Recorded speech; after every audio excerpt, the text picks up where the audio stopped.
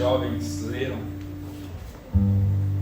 ontem aqui, né, o tema do Altas Glórias, que era reforma. Eles basearam no Romanos 12, 2. Foi? Então vamos ler mais uma vez. Foi na RA, por favor. E não vos conformeis com este século, mas transformai-vos pela renovação da vossa mente, para que experimenteis qual seja a boa, agradável e perfeita vontade de Deus.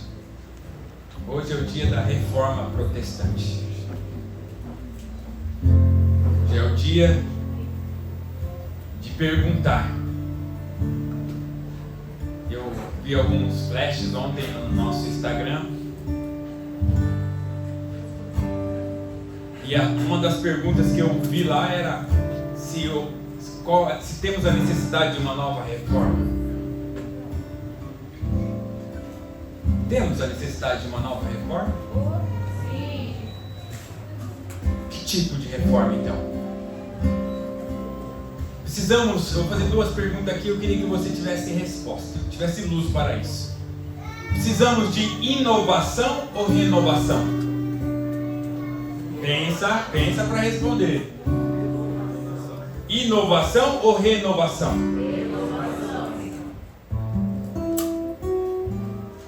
Precisamos de avivamento ou reavivamento? Peguei vocês, hein? Precisamos de avivamento ou um reavivamento? Quem falou o quê? Fez um coral aí que eu não entendi. Levanta a mão quem acha que precisa de um avivamento. Quem crê que precisa de um reavivamento? Quem não crê nenhuma coisa nem a outra? Olha, teve gente que não levantou nem para um nem para outro. Quem tem dúvida e não quer se manifestar, levanta a mão.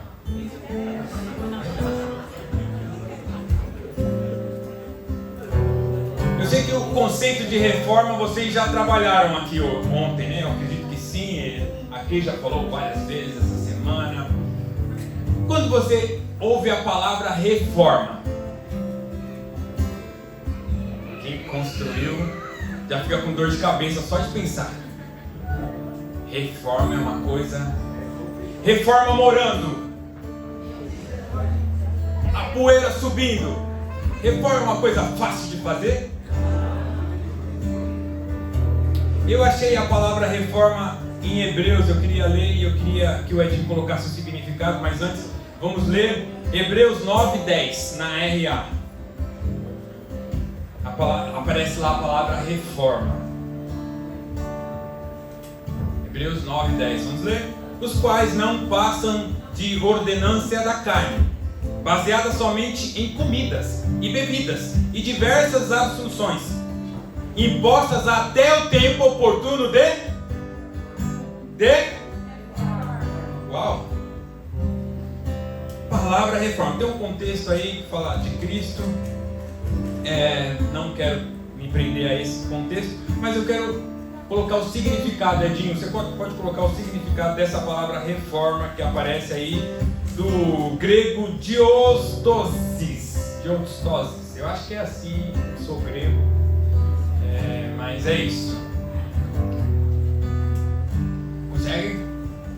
Tá lá já? Tem hora que aparece aqui, não aparece ali. Aê! Apareceu aqui, mas não apareceu ali agora.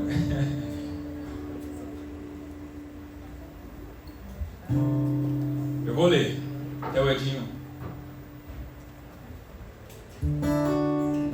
Significado de endireitar: pôr completamente em ordem. Em sentido físico, endireitar, restaurando a condição natural e normal de algo ou de alguma coisa. Maneira de proteger, além da superfície natural. Essa palavra é difícil. Protuberância. ou o que está desalinhado. Quer dizer, aquele negócio que está parecendo a mais. Aí eles passam a faca. Está a mais, está sobrando. Por exemplo, uma coisa que está quebrada ou inchada. Ato ou instituição de reformar. Não foi, né, Edith? Não foi. Arruma aí que tem outra coisa para pensar. Entenderam o que é reforma então? Aê. O que é reformar, irmão? Reformar é construir algo novo? Entenda comigo. Então, quando eu perguntei se era necessário inovação ou renovação, dentro do versículo de Romanos 12, o que lá a Bíblia diz? Que nós temos que renovar a nossa mente. Então, reforma quer dizer renovação. Avivamento ou reavivamento? Agora, reforma quer dizer reavivar aquilo que estava quase morrendo. Estão comigo? Quem concorda, diga eu concordo.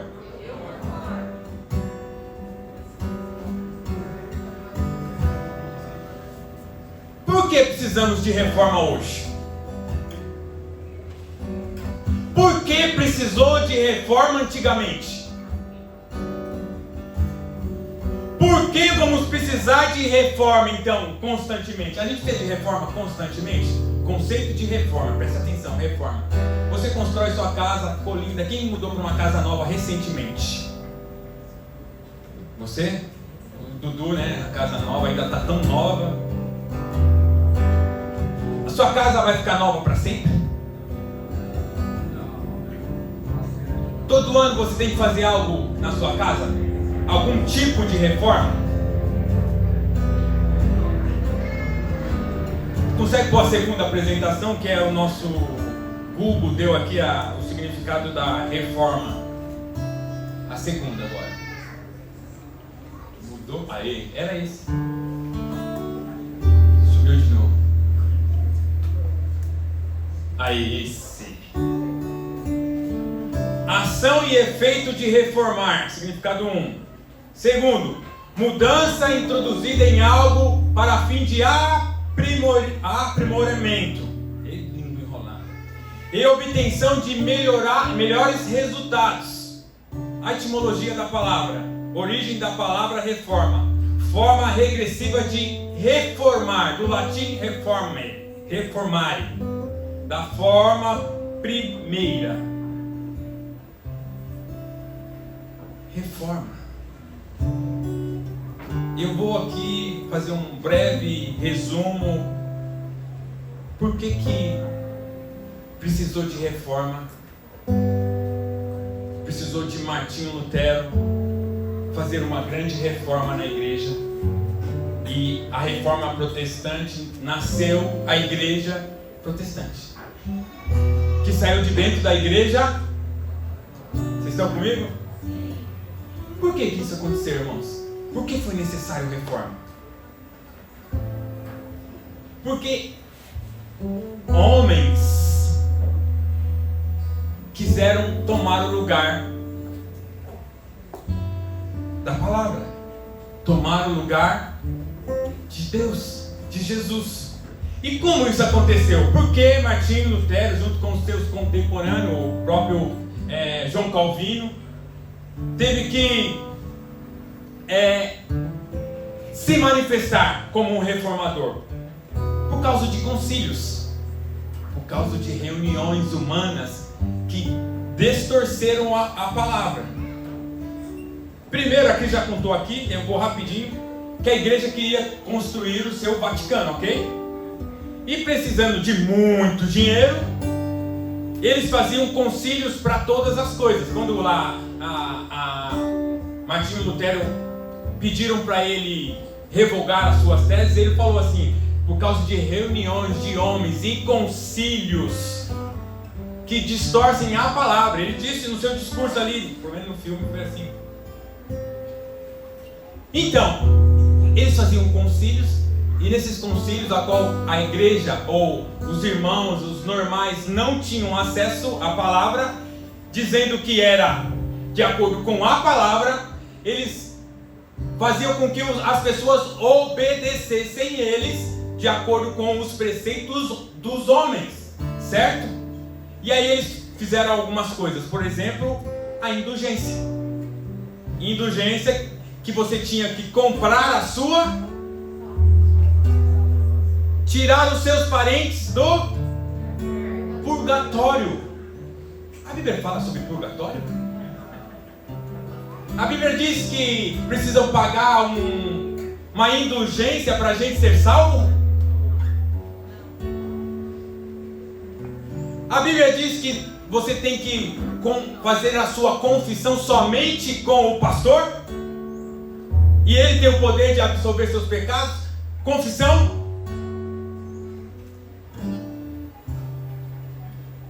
Deixa eu ver o que mais que eu coloquei aqui. A substanciação.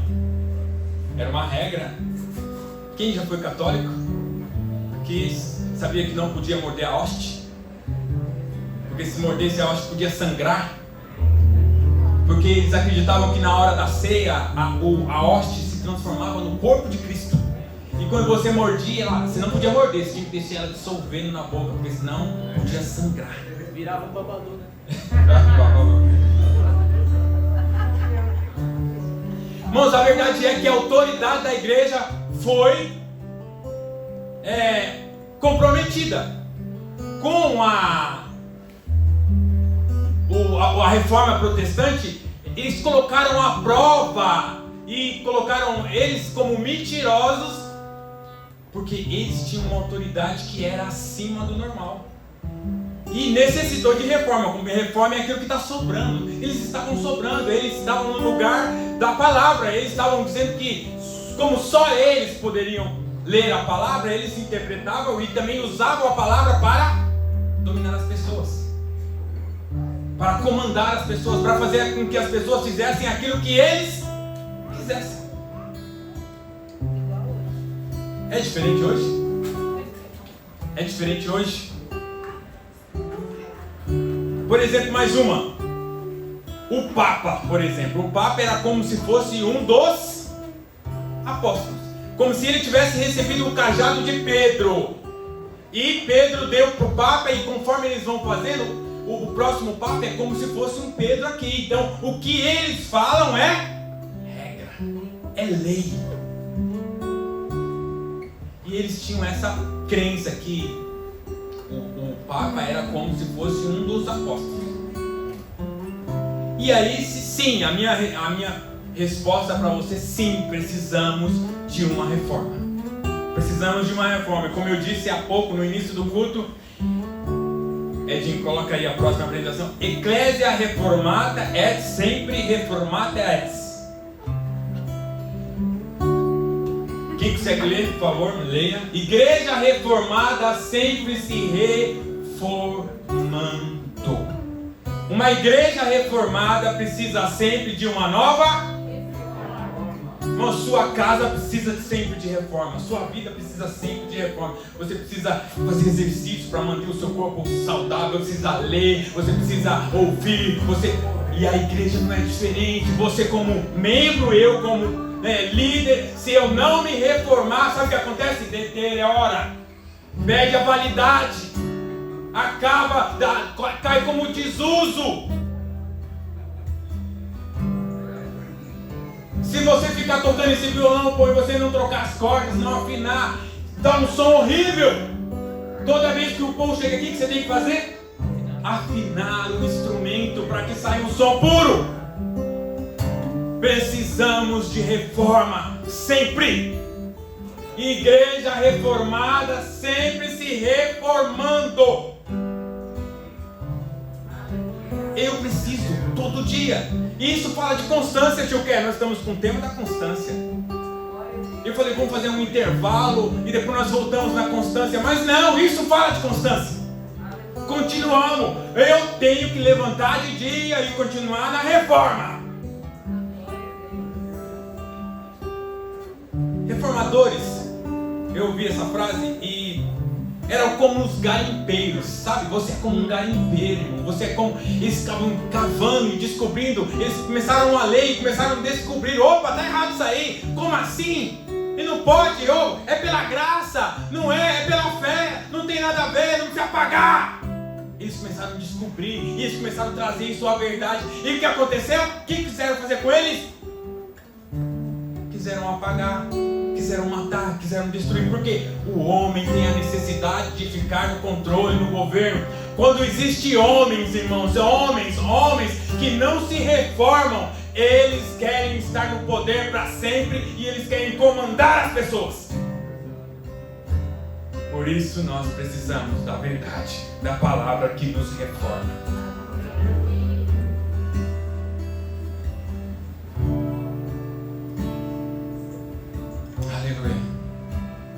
João 3,30 e diz: convém que ele cresça e eu diminua. Então, para que haja reforma, nós temos que entender isso. Que quem tem que crescer é Jesus, não eu, não você, não a igreja, não é Jesus, o cabeça. Então, isso que aconteceu, eles deixaram de querer se diminuir e eles queriam crescer. Então, eles cresceram tanto que eles acharam que eles podiam fazer o que eles queriam. Importa que ele cresça, que eu diminua. Antes de ir para a parte dos reformadores aqui, eu queria hoje dar 2 exemplos de reformadores na Bíblia. Eu queria falar uma coisa muito importante aqui, que João Batista nos ensinou, para que nós possamos, quando ele disse essa palavra, importa que ele cresça e que eu diminua. João 3,27, por favor.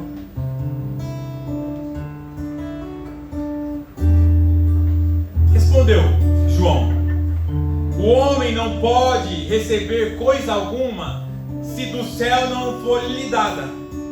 Vós mesmos sois testemunhas de que vos disse, e eu não sou o Cristo. Olha só o que João Batista disse: eu não sou o Cristo, mas fui enviado como seu precursor.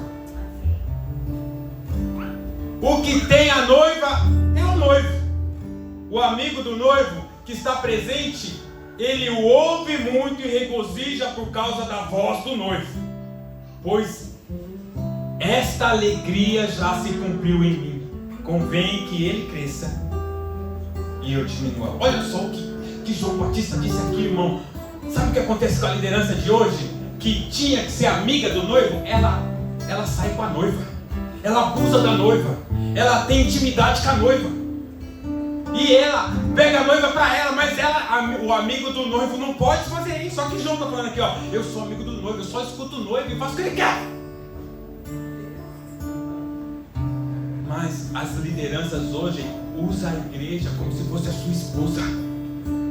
E João Batista ensinou: opa, não. Importa que ele cresça e eu diminua. Cita aí para mim, sem ser Neemias, outro reformador. Ezequias, outro mais. Quem sabe algum exemplo de um cara que fez reforma na Bíblia? Paulo. Eu falei, eu quero falar da reforma pregando. Não quero falar de Calvino, vocês já ouviram um monte. Não quero falar de Lutero, vocês também. Eu acredito que vocês leram essa semana os pregadores, né? João Batista.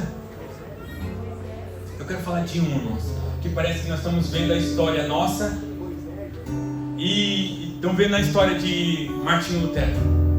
Quero falar de Josias. Quem já ouviu falar desse rei Josias? Segunda de Reis, eu vou ler só algumas partes, eu não vou ler tudo, é 2 capítulos que você tem que ler, o 22 e o 23. Mas eu vou falar rapidinho do rei Josias, um grande reformador. Versículo 2 de 2 Reis 22. Olha o que diz aqui: fez ele o que era reto perante o Senhor, andou em todo o caminho de seu pai Davi, e não desviou nem para a direita nem para a esquerda. Quem sabe quem foi o pai de Josias?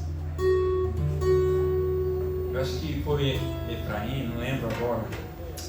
Sei que aqui está falando que o pai dele foi quem?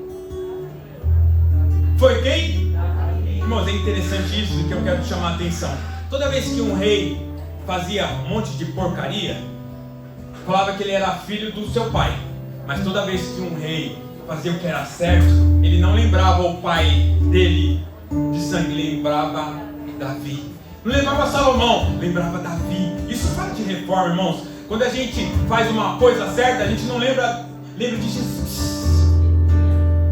Lembra de Jesus. Aqui remetendo a Jesus. Davi é uma imagem de Jesus. Então aqui, primeiro ele fala: andou no caminho do seu pai Davi.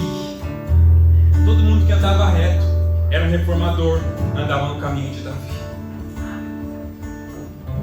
Primeira coisa que Josias fez, versículo 8 ao 10. Então disse o sumo sacerdote Euquias ao escrivão Satã: achei o livro da lei na casa do Senhor. Safã, desculpa, Satã. Tá amarrado, né? Ô Satã, tá repreendido. Safã, achei o livro da lei na casa do Senhor. Euquias entregou o livro a Safã e este o leu. Versículo 9.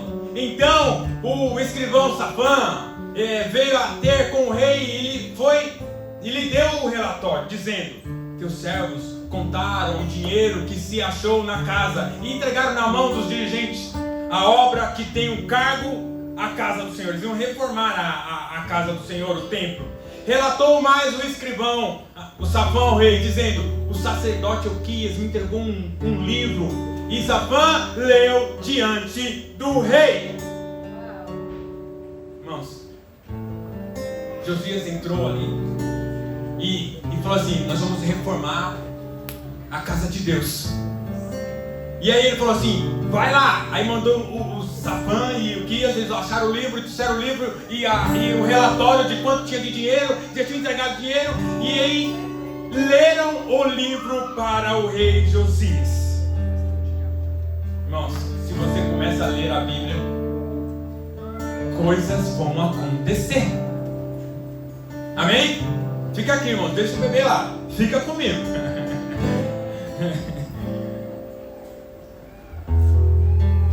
Preste atenção, irmãos, porque quando leram o livro para o rei, vou ler aqui, ele, como se os olhos dele se abrissem. Sabe o que aconteceu com a gente há um tempo atrás? Vocês vão lembrar, quando a gente começou a ler aqui, a estudar a palavra de verdade, a gente falou assim: mas como eu nunca tinha conhecido isso? Como eu nunca tinha ouvido sobre isso? Porque na verdade a gente não lia a verdade, a gente estava lendo qualquer coisa menos a verdade. Estavam nos ensinando algo de acordo com os preceitos humanos, mas quando a gente tem a revelação da palavra, fala: uau! Eu já li isso aí um monte de vezes, mas nunca vi isso. A palavra viva. Então, quando foi lida, olha lá no versículo 11. Tendo o rei ouvido a palavra do livro da lei, rasgou as suas vestes. Ordenou o rei a Euquias, o sacerdote Aicão, filho de Safã, e Aquibor, filho de Micaías, e Safã, o escrivão, e Asaías, servo do rei, dizendo: ide, consultai o Senhor por mim, pelo povo e por todo o Judá, acerca das palavras deste livro que eu achei. Porque grande é o furor do Senhor, que acendeu contra nós, porquanto nosso pai não deu ouvido às palavras desse livro, para fazer segundo tudo que nele está escrito. Irmãos, a atitude do rei foi rasgar suas vestes. Ele viu: nós estamos lascados, nós estamos ruins. Se o Senhor fizer tudo o que está escrito no livro, meu Deus, manda consultar a profetisa, vai logo, vê o que ela vai falar para a gente fazer. Ele ficou doido. Resposta da profetisa, versículo 19: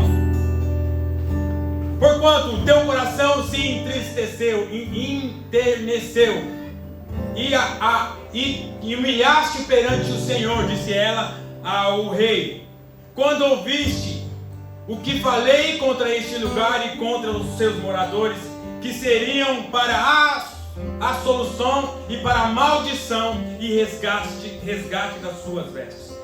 E choraste perante mim, e também eu te ouvi, disse o Senhor. Pelo que, eis que eu te reuni os teus pais e te recolhi em paz à tua sepultura, e os teus olhos não verão todo o mal que hei de fazer sobre este lugar. Então levaram o rei esta resposta. A profetisa falou para ele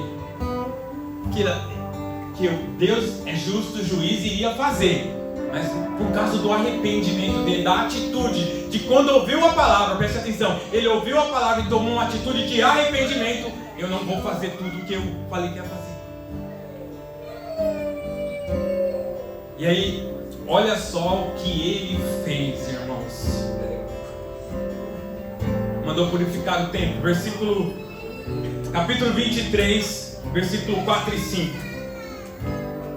Então o rei ordenou ao sumo sacerdote Elquias e aos sacerdotes da segunda ordem e aos guardas da porta que tirassem do templo do Senhor todos os utensílios que tinham feito para Baal. Irmãos, o templo estava zoado. O templo do Senhor não era mais templo do Senhor, porque os reis antigos fizeram um monte de altar a Baal naquele lugar. E aí, quando tem uma reforma, nós temos que arrancar tudo. Nós precisamos arrancar os deuses de dentro da igreja. Mano, precisamos arrancar os intercessores, porque não existe. Porque muitas das vezes você usa um pastor, um líder, um pregador como um intercessor seu, como era antigamente. E mandou, eu estou no versículo Baal, e para poste de ídolo, para todo o exército dos céus, e queimou fora de Jerusalém, nos campos de Cedron, e levou a cinza deles para Betel. Versículo 5. Também destituiu aos sacerdotes que o rei de Judá estabeleceu, para incensarem sobre os altos na cidade de Judá e ao redor de Jerusalém, como também os que incensavam a Baal, ao sol, à lua e aos planetas e a todo o exército do céu. Existia tanto Deus lá, tanto Deus, que Josias mandou arrancar. Arranca de dentro do templo, arranca. Existiam tradições, irmãos, e um dos motivos da reforma foi por causa das tradições.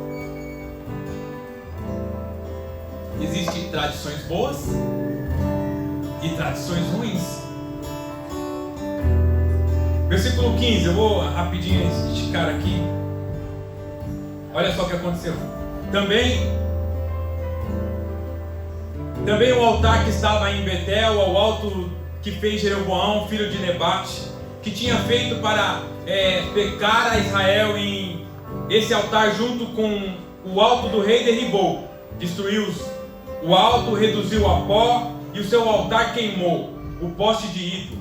Olhando Josias ao seu redor, viu a sepultura que estava ali no monte, mandou tirar deles os ossos e queimou sobre o altar, e assim profanou, segundo a palavra do Senhor, que apregoou o homem de Deus que havia anunciado estas coisas. Presta atenção no que aconteceu aqui. Eles fizeram isso, só que existia um homem de Deus que falou que essas coisas iam acontecer. E aí, olha, presta atenção. Então perguntou, olha o que o rei perguntou: que monumento é este que eu vejo? Respondeu-lhe o homem da cidade: é a sepultura do homem de Deus que veio de Judá e apregoou estas coisas que fizeram contra o altar de Betel. Josias então disse: esse ninguém mexa. Nos seus ossos, assim deixaram este e os seus ossos com os ossos do profeta que vieram de Samaria. Também tirou Josias todos os santuários dos altos. Mas interessante aqui, irmãos, que quando era certo ele não mexeu. O osso do profeta que profetizou, deixa aí como uma lição, como um símbolo, era um Deus. Mas era importante que tem certas tradições que nós precisamos manter, e as tradições erradas nós precisamos derribar. E para encerrar o que Josias fez, versículo 21 e 22. Depois de ele fazer tudo isso, ele celebrou a Páscoa. Irmãos, a lição que nós levamos desta história de Josias é que nós precisamos da palavra. E a palavra nos leva ao arrependimento, metanoia, transformação, renovação. E a palavra nos faz tomar atitudes de limpeza. A palavra faz com que a gente nos reforme. Olhe para nós e vai arrancando todos os deuses, tirando todas as tradições ruins, renovando a nossa mente para viver a boa, perfeita e agradável vontade de Deus, e endossando e reforçando as boas. Foi isso que Josias fez, irmãos. Ele arrancou tudo que não prestava e deixou só o que era para deixar. Outro reformador poderoso, a palavra encarnada.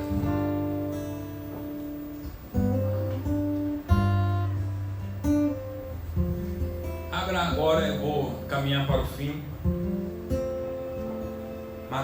Marcos 11:12. Vou encerrar hoje lendo as 5 solas. Então, quando eu estiver lendo as 5 solas, você sabe que está acabando. Outro exemplo de reforma, dita pelo nosso Senhor e Salvador Jesus Cristo. Marcos 11:12. No dia seguinte, quando saíram de Betânia, teve fome. E vendo de longe uma figueira com folhas, foi ver se nela, porventura, acharia alguma coisa. Aproximou-se dela, nada achou, senão folhas, porque não era o tempo de figos. Então lhe disse Jesus: nunca jamais coma alguém fruto de ti. E seus discípulos ouviram isso. Imagina, ouviram isso. Como assim, Jesus? É assim mesmo. Jesus buscou fruto. Talvez o Senhor está querendo pegar fruto em você, buscando fruto em você. Jesus, nesta manhã, pergunta: cadê os frutos? Eu quero dizer que Jesus é a autoridade maior. Não existe autoridade maior senão a de Jesus. E aqui deixou bem claro isso, porque ele falou: busquei fruto, não tinha, ele amaldiçoou e nunca mais tenha fruto. E a Bíblia diz que em outros dias passaram por ela, que como ela estava ressequida. A autoridade nos céus e também na terra foi dada a um só, e quem é? Jesus. Não discute a autoridade é dele, e ele faz como lhe apraz. Jesus é a autoridade maior. Eu coloquei aqui porque eu acho que vale a pena falar. Imagine os veganos. Iam processar Jesus. Hoje ele ia ser processado com a onda dos processos. Ele amaldiçoou a figueira. E isso aí me fere como vegano. É a onda. É a onda. Coitado do Maurício lá. Mas veja bem o que aconteceu depois, que é onde eu quero perder o finalzinho do meu tempo aqui, nesse espaço. Versículo 15, Edinho, por favor. E foram para Jerusalém. Saiu de lá, eles caminharam, admirados e extasiados com aquela atitude de Jesus de amaldiçoar a figueira, na autoridade que ele tem sobre todas as coisas. Jesus entra no templo e se depara com uma coisa muito louca que estava acontecendo naquele lugar. Deparou com uma situação. Preste atenção, vamos ler versículo 15. E foram para Jerusalém. Entrando ele no templo, passou a expulsar os que ali vendiam e compravam. Derrubou as mesas dos cambistas e as cadeiras dos que vendiam pombas. Não permita que alguém conduza não permitia que alguém conduzisse qualquer utensílio pelo templo. Veja bem o que Jesus fez. Vocês estão entendendo o que está acontecendo aí? Versículo 17. Também os ensinava dizia: não está escrito, a minha casa será chamada casa de oração para todas as nações. Vou repetir: a minha casa será chamada casa de oração para todas as nações. Vós, porém, o tens transformados em covis e salteadores. E os principais sacerdotes e escribas ouviram estas coisas e procuravam um modo de tirarem a sua vida, pois o temiam.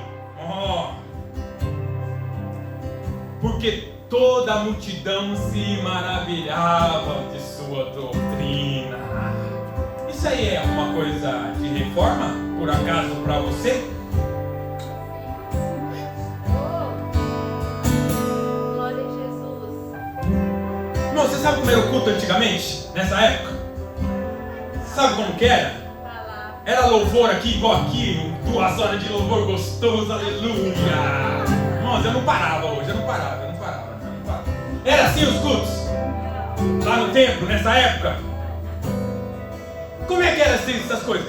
Lembrando que era Páscoa. Não, era Páscoa sim. A igreja devia estar dia de festa, tá todo mundo bem. É ou não é, pastor Alves?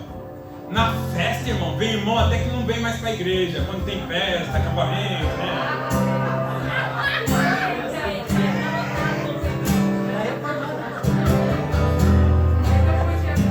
Eu não podia perder essa oportunidade.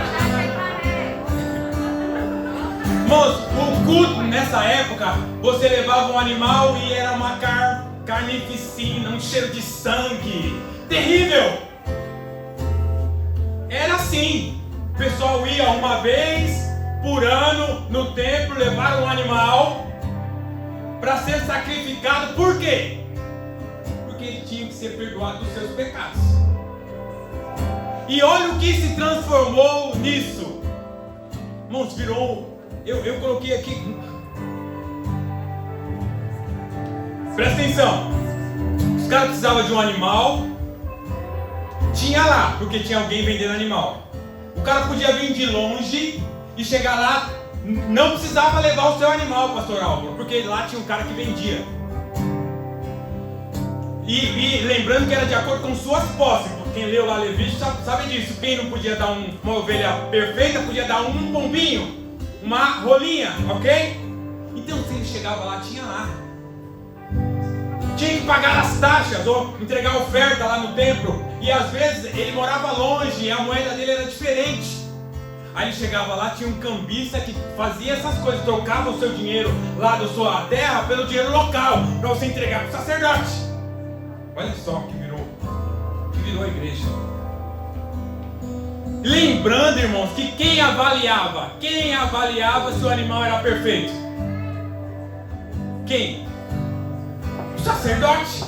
Então tinha que passar no crivo do sacerdote. Então, irmãos, pensa na combinação que existia entre os comerciantes, o sacerdote e tudo isso.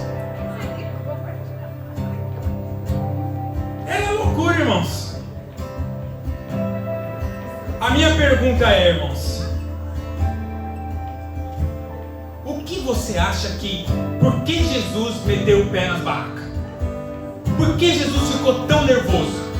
Foi por causa do comércio? Quem acha que foi o comércio? Comércio. Foi por causa da exploração? Tem o comércio e tem a exploração. Porque, estão fazendo na minha casa um comércio. Então, se foi o comércio, nós podíamos dizer que não pode ter cantina na igreja. As irmãs não podem trazer a revista do Jequiti, do Avon. da Natura. O Jason jamais pode falar de carro aqui dentro. E a Cristi e o Fino, jamais. A Tati não pode trazer uma sacola. É isso que Jesus estava falando? Não vendam nada na minha igreja. Não comercialize. Então é exploração. Quem acha que é exploração? A maioria dos estudiosos acha que é exploração, porque eles abusavam das pessoas, vendendo, talvez no preço que eles queriam, os animais, e trocando dinheiro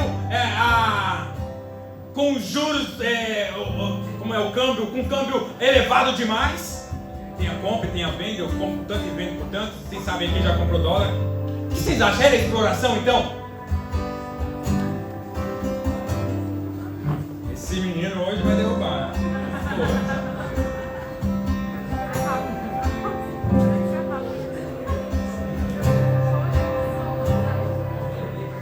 De certa forma, irmão, existiu uma exploração nesse lugar. Quem concorda? Existia exploração, irmãos. Como não? O sacerdote combinava com o vendedor, ó, deixa eu ver os seus animais, que aí o lucro aumenta, sabe? Existia uma exploração. Eu digo que ajudou, mas não foi o principal. Comércio não foi. Porque, dependendo, facilita, irmão. É bom você chegar e ter um estacionamento na porta e você poder estacionar e não deixar o seu carro na rua. É bom. Mas ruim quando explora. O Senhor mandou ajudar as viúvas, mandou ajudar os órfãos. E Ele odeia quem faz injustiça. Deus odeia quem faz injustiça. Então isso com certeza, irmãos, colaborou. Mas eu digo o que eu acho que foi o principal, que foi a causa de Jesus ficar nervoso e falar: precisamos de uma reforma dentro dessa igreja. Isso, irmãos, acontece aqui, agora. Foi a religião falsa. Religião falsa. Nós somos meros religiosos falsos. A verdade é, irmãos, que nós vemos para a igreja muitas das vezes para bater no nosso mero cartão. Nós levantamos a mão para os outros verem. Nós entregamos a oferta para garantir um devorador que não entre na nossa casa. Religião falsa. E era só o sacerdote? Olha só o que Jesus disse aqui no versículo 15. Coloca aí, Edinho. Ele fora para Jerusalém, entrando no templo, passou a expulsar os que vendiam e os que vendia e os que... Irmãos, era todo mundo. Estava tudo corrompido. Eles viviam uma religião de mentirinha. Ele fazia o que queria durante todo o ano, e uma vez por ano ele ia lá e levava o animal e matava, e estava tudo bem, e eu vivo a vida que eu quiser. Era isso que Jesus estava dizendo: chega, a minha casa não é para isso. A minha casa é casa de oração, é casa de adoração, é casa de proclamação da verdade. A minha casa não é para ser comércio e nem para ser falso. A minha casa é para se reunir, para adorar o meu santo nome. O próprio Jesus, que ia ser o sacrifício perfeito, estava ali dizendo: vocês estão equivocados, não foi para isso. Tudo estava corrompido. Ele expulsou ensinando isso. Muitas das vezes, irmãos, nós somos o verdadeiro Caim. O Caim que leva a oferta, mas Deus não recebe a oferta, porque Deus quer o seu melhor. Ele quer você você por inteiro. Chega de ser religioso falso. Chega de querer parecer o que você não é. Seja o Abel que pegue o melhor e entregue para o Senhor. Não vem aqui para todo mundo ver que você veio, irmãos. O Senhor quer você como um sacrifício, versículo 1. Sacrifício perfeito e agradável. Você tem que apresentar. Hoje nós apresentamos o nosso corpo. Esse é o sacrifício que nós devemos apresentar no domingo do Senhor. O nosso sacrifício vivo, perfeito e agradável.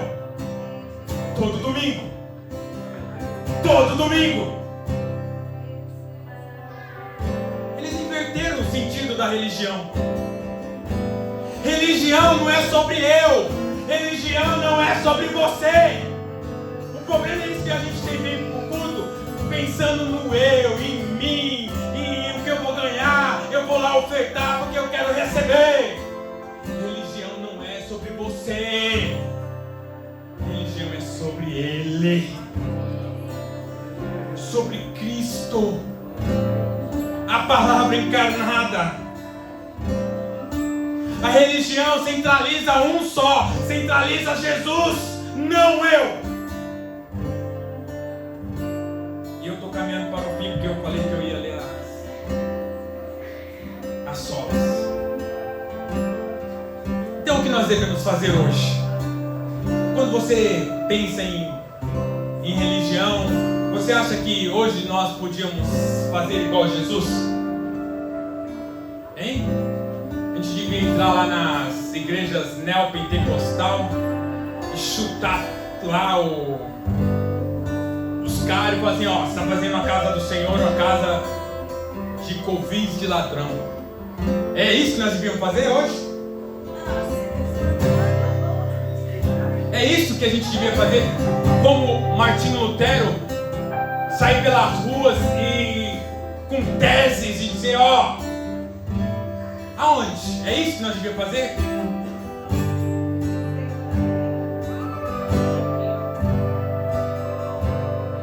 Eu quero dizer, se a reforma não começar primeiro aqui, eu não posso fazer nada lá. A reforma começa primeiro no meu coração. Porque nós usamos artifícios próprios para centralizar a gente e Jesus não aparece. Precisamos de reforma em nós. Eu vou dar alguns exemplos aqui para pular para as 5 solas. Por exemplo, o homem. Eu conversei com a Cris esses dias sobre isso. O homem tem autoridade na sua casa, não tem? O homem muitas vezes usa a sua autoridade como os papas, os bispos faziam a sua autoridade para comandar a sua esposa e o seu lar. Abusando da sua autoridade. É ou não é?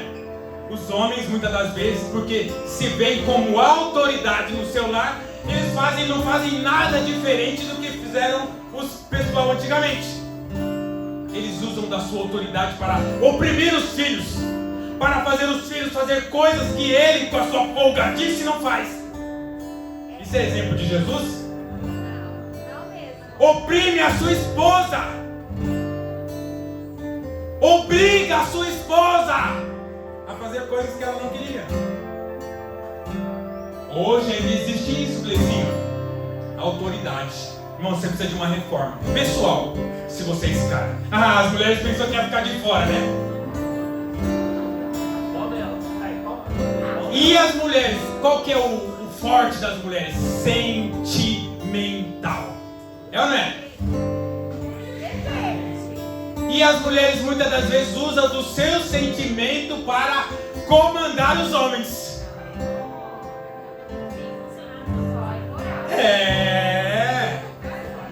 Sabe? Porque tem o que ele quer. Então tem que fazer o que eu quero. Irmãos, a mulher muitas das vezes usa do próprio sentimento, da sua carisma, da sua fraqueza, muitas das vezes, para fazer com que o homem faça o que ela quer. É ou não é? Eita, Tati, fala a Deus aqui, ouvimos falar a Deus. Preste atenção, não foi para isso que Deus deu o sentimento para você. Não foi. Conhecimento, por exemplo. Às vezes eu tenho mais conhecimento que a Tati, então, porque eu tenho conhecimento, eu domino a Tati, ou domino as pessoas. É ou não é? É diferente do pessoal de antigamente? Você usa aquilo que você tem de bom para dominar as pessoas. Eu preciso urgentemente de uma reforma. Dinheiro, por exemplo, Paulinho é rico, milionário, então ele está nem aí, ele pisa nas pessoas. O dinheiro que o Senhor deu para servir as pessoas, você faz as pessoas fazer o que você quer. Por isso que o Senhor talvez não está dando dinheiro para você, viu? Porque se você tivesse, você ia ser um que, humilharia as pessoas. Tem gente que não pode ter. Talento também. Você é um grande talentoso em alguma coisa, e aí você pega o seu talento, põe embaixo do seu braço, e aí você quer usar o seu talento para você mesmo. Você precisa de uma reforma. 5 solas, vamos lá, 5 solas para encerrar. Hoje eu não fiz o cronômetro, então eu estou voando aqui. Não está apresentando uma de cada vez? Estou olhando. A aplicação que eu quero fazer hoje é em cima das 5 solas. Sola Escritura. É assim que fala isso? Escritura. Irmãos, a Escritura é o fundamento da autoridade da igreja. Diziam que era o Papa, mas falharam nisso. O lema é: o único intérprete da Escritura é a própria Escritura. Quer conhecer sobre Deus? Não teve dúvida numa parte? Lê o resto que você vai entender. A Escritura confirma a própria Escritura. A igreja só pode tomar caminhos pautados na palavra. Regras, doutrinas, somente na palavra. Precisa ser extraída das Escrituras. Não existe espaço para achismo. Não existe espaço para achismo na igreja. Sim ou não? O que passar disso é maligno. Existem coisas, irmãos, eu preciso só frisar aqui, que coisas que a Bíblia não fala claramente. É ou não é? É ou não é? É ou não é? Os pregadores aí, me ajudam. É ou não é? Eu vou dar 2 exemplos aqui rapidinho. Por exemplo, o crente pode fazer tatuagem? A Bíblia fala não fazer tatuagem. Mas a gente, lendo a palavra na sua íntegra, nós interpretamos e podemos dizer: a minha fé ou a minha luz que eu ando, eu posso dizer, você pode ou não, e de que maneira você vai fazer, de que esteja dentro de um conceito cristão, ok? Mas ela não fala claramente que você pode ou não fazer. Posso ouvir música do mundo? Está escrito na Bíblia? Mas nós que temos entendimento podemos falar sim ou não, e de que maneira podemos ou não ouvir. E tem vários outros que eu podia citar aqui. Nós temos que determinar somente aquilo que a Bíblia determina. O que a Bíblia determina não tem e acabou. Certo? Estão comigo? Segundo, sola fide. A fé, através da fé é o instrumento da autoridade da igreja, o instrumento da palavra. Eu creio. Aqueles que se aproximam de Deus têm que crer que Ele existe. Então a fé é o instrumento da autoridade e da palavra. Eu creio, eu creio, eu creio, eu creio e pronto. Não é de justiça, mas pela fé. Não por obras, mas a obra redentora de Jesus, que nós apropriamos por quê? Pela fé, irmãos. Pela fé. Importante isso aqui. Como você gostaria de ser visto, irmão? Por Deus e pelos homens. Você queria ser visto por Deus pela justiça de Deus em você? Ou pela quantidade de justiça atribuída de Deus a você? Como você queria ser visto? Pela quantidade de justiça atribuída de Jesus para você. Porque se fosse pela justiça de Deus, você não estaria aqui. Mas pela fé nós apropriamos dessa justiça. Pela fé. Mesmo aos homens. Como você gostaria que os homens te vissem? Pela quantidade de justiça que de Cristo, ou pela quantidade de justiça que você tem dentro de você? Como você queria ser visto? Que tipo de justiça você tem? Irmãos, na verdade é que se você apresentasse a sua justiça, aí você estava na roça. Pensa aí, olha só, quanto você tem de justiça dentro de você? É melhor você se ver pela justiça de Cristo. Aleluia.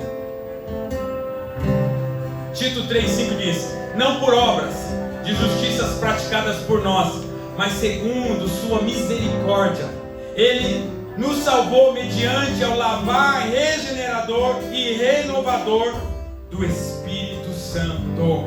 Aleluia. Próximo. Sola gratia. Se a Escritura é a base e a fé é o instrumento, a graça é a beleza. É a beleza, é como se fosse a suavidade, é o complemento de tudo isso. Porque, irmãos, é só pela graça. Não é por força, nem por poder, mas é pela graça. Não por mérito, nem esforço, mas pela graça. Não pagando indulgência para ter salvação, mas é pela graça que eu sou salvo. Como você quer ser reconhecido? Por justiça ou por misericórdia? Como você quer ser reconhecido? Pela justiça que... eu sou um cara justo, ou por misericórdia. Um exemplo, um casal que veio para a igreja, que fez tudo o que podia fazer durante o mundo. Aí ele veio se consultar com o pastor, e o pastor fala: como você quer que eu lido com você? Com justiça ou com misericórdia? Aí pergunta para a esposa: você quer lidar com o seu esposo que já aprontou todas as coisas ruins, e você também, com justiça ou com misericórdia? Faça para os outros aquilo que você gostaria de receber. Nós somos pessoas que gostam de receber misericórdia, mas agimos com muita justiça. Então, a graça é suficiente. Quando Paulo clamou: Senhor, tira esse espinho, a minha graça te basta. Haja com misericórdia. Seja misericordioso. Próximo. Solus Christus. O Criador, o sustentador, o mediador, o poder, a palavra, o intercessor. É Ele. Não é Maria, não é Antônio, não é cantor, pregador, pastor, mas só Cristo, só Cristo, só Cristo, só Cristo.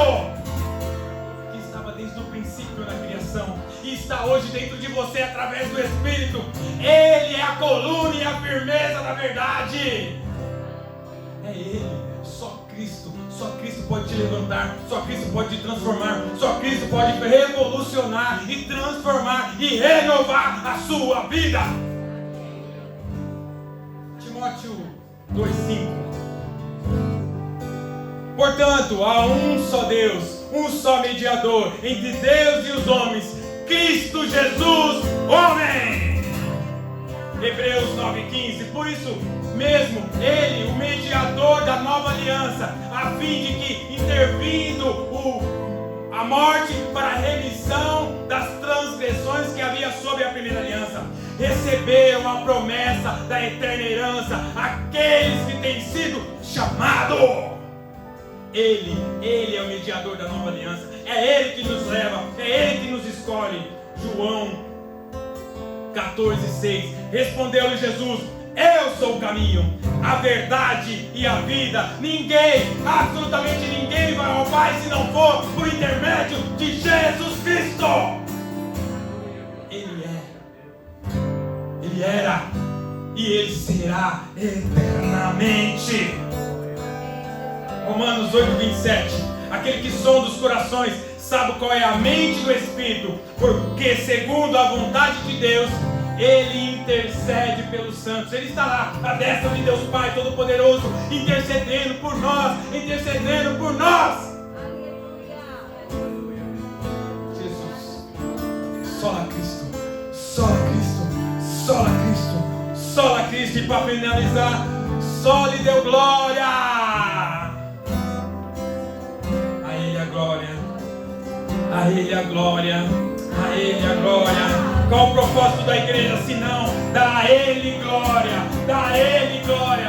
Não, nós precisamos não andar por nós, mas levar a Ele glória, a Ele a glória, pelos séculos dos séculos, pelos séculos dos séculos. E a igreja diz amém.